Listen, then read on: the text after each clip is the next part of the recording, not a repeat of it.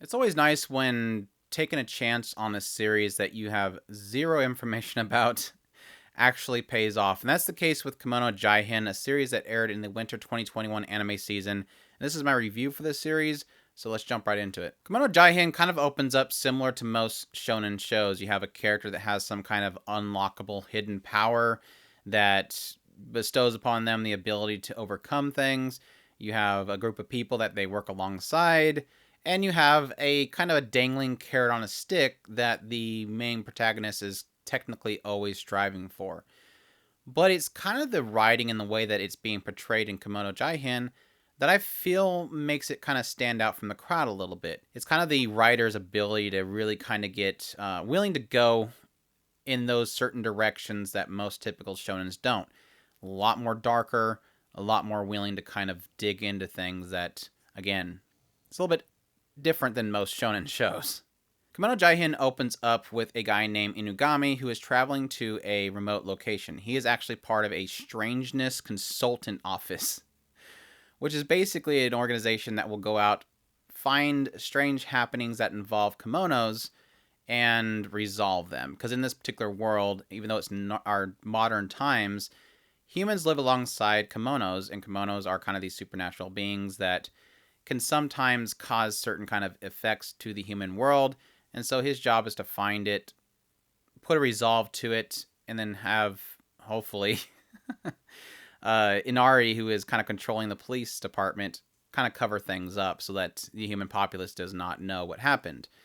But he's actually in this location looking for a source of this problem for these random bodies that are being found.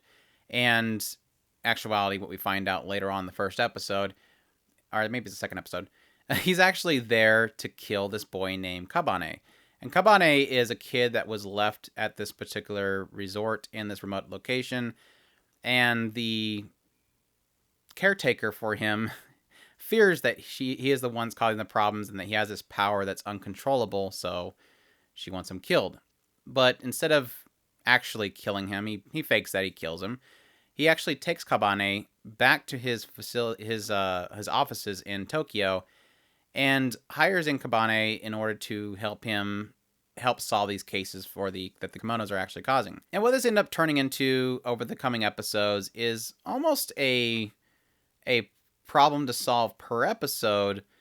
But what's kind of mixed in there as well is getting into each of the characters, their backstories, what makes them who they are, and the mysteries of the kimono themselves living amongst the humans themselves.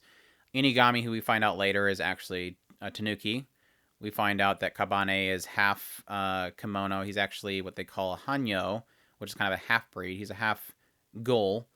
We have Akira, who is kind of like a snow princess kind of thing. Shiki, who is kind of half arachnid, and so on and so forth. And quickly we start jumping into the relationship that Inugami has with Inari, who pretty much controls the police. She's a kitsune. Again, Inugami being a tanuki, they don't really coexist very well, but they work together on certain cases. Khan, who works under Inari, who is kind of rejected by Inari and what she does later on, which, like I said, is kind of technically a typical shonen setup and concept. The carrot on the stick obviously is this pendant that Kabane holds, which is actually very valuable.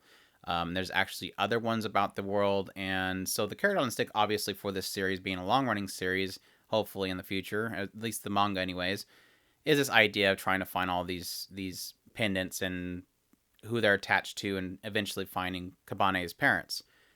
But it's the stories they tell throughout that period of time that I actually found really fascinating. It's the writer's willingness to kind of get dark with a lot of the stories, and pretty much most all the stories, especially the backstories, are just very heartbreaking and pretty gruesome to go through. Uh, some of the cases they're solving are very unsettling. Like they had a case where there was these mosquito type creatures that were controlling an entire factory, and so they were just eating the brains out of the humans and forcing them to keep working. And obviously that's pretty dark. And that's kind of the idea that most of the cases they deal with is that kind of dark unsettlingness that's about the actual premise of what they're dealing with. And the willingness for the writer to kind of get into some gritty stuff with some of the characters actually does intrigue me. And it's something that makes me kind of interested in what this series can do going forward. This is actually one of those shonen series that, unfortunately, like I said, I haven't heard much talk about it. It is something that could be a long running series that has potential there, just because I see the willingness of the writer to really kind of dive into some really tough subjects, and the intrigue that causes me to be interested in what they do with the characters going forward. I was completely blown away with what they did with Akira. His character, while seems like just a feminine character that just whines at every possible threat, getting into his backstory with his brother was like this complete expanse into something that I really didn't think that they would go into. But again, it expands the world itself, and it gets into some really interesting things with these remote tribes, and couple that in with Shiki's backstory and the whole black market thing and the research for the healing stuff. It's these weird, crazy rabbit holes that this writer's going down for all these interesting stories that, again, the willingness to go that in depth and that gritty with each of these individual character stories has me really intrigued on what can be in the future of this series. It's a common idea with storytelling, especially in Japan, of, supernatural beings, yokai, kimono, bakemono, different types of creatures that affect the world unbeknownst to the mass populace. So it's not really treading new territories, but the way it's doing it, I am really enjoying so far. I also really do like the characters. I already kind of got into Akira already. Granted, again, kind of a wine bag. Does have some depth to him. Shiki is very kind of combative. He does add an interesting nature to him. But his combativeness has changed quite quickly, especially with his acceptance of Kabane. But Kabane definitely is the more shining gem of the series so far. Typically with a main character, you do have a main character who is just striving to the best, or he's trying to protect people. He is getting stronger. He has a gusto. He's got Genki to him. That's typically what you'll get from a shonen main protagonist. Whereas this series, you have kind of that being spread around the supporting cast, and Kabane himself is almost trying to discover himself. He's discovering his personality. He's discovering his feelings.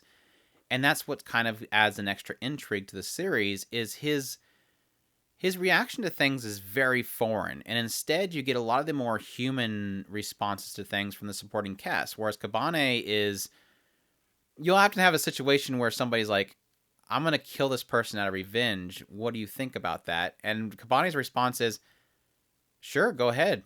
I mean, do you want me to do it for you? He has a very inhumane way of seeing things just because he doesn't understand things.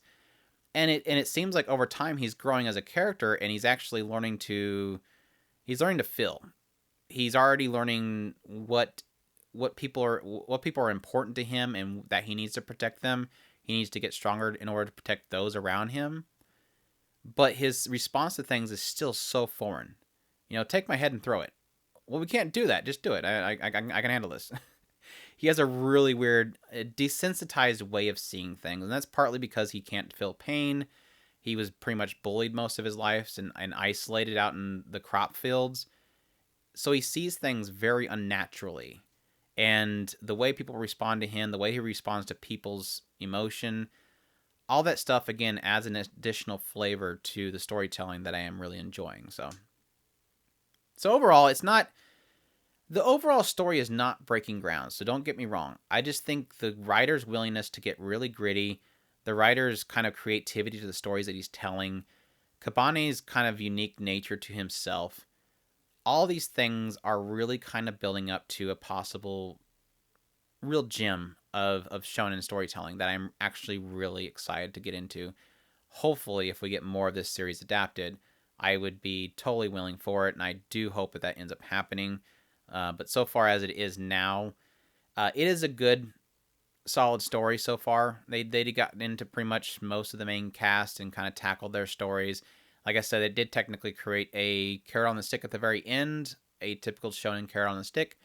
But I think it overall was a solid chapter close for the story so far. So I do suggest it, even though it is probably going to be an ongoing manga series, hopefully an animated series.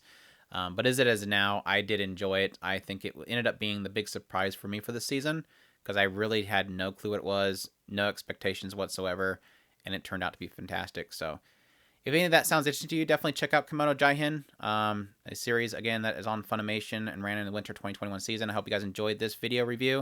If you did, please leave a like, comment down below. Let me know if you checked it out. Did you like it? Did you not? Are you going to check it out? And as always, if you have not already, please subscribe. It does support us. And I thank you all for watching, and y'all take care.